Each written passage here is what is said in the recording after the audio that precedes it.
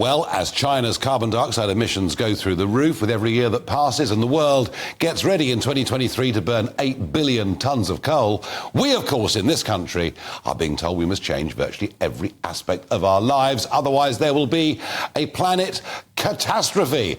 And part of that, of course, is the pursuit of net zero, which, as I've said time and again, is all about taking money from the poor and giving it to big, rich, foreign wind farm companies.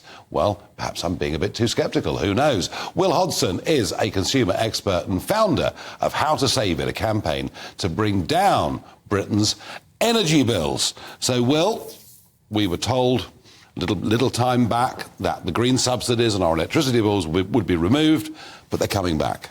That's right. Well, they were shifted into general taxation.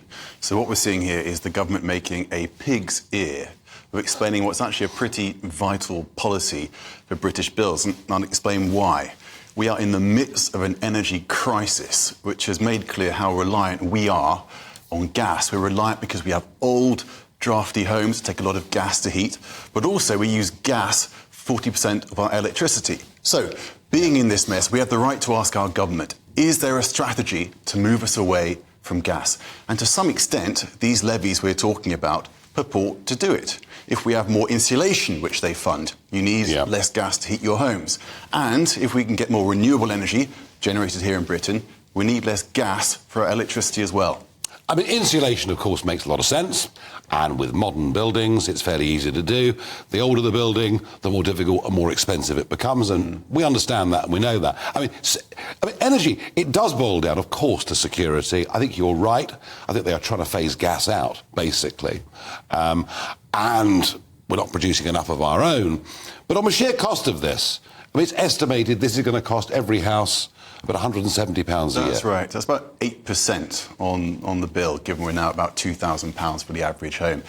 The truth is, these numbers in energy are always going to be eye-watering. We're building an infrastructure that gets electricity and gas to every home. We've already given £25 billion price ticket to Hinkley Point C, which is nuclear, another alternative to gas. We've given, since 2015, I think £20 billion in subsidies to oil and gas companies. So the truth is, it's a huge cost wherever you put it. When you say subsidies to oil and gas companies, I mean, hang on a second, we've put super taxes on them. I mean, they're paying 75% tax on profits. We haven't helped them that much. There's been a decent amount, because the truth is, at some point, the government needs to direct and incentivise the energy the country is going to use.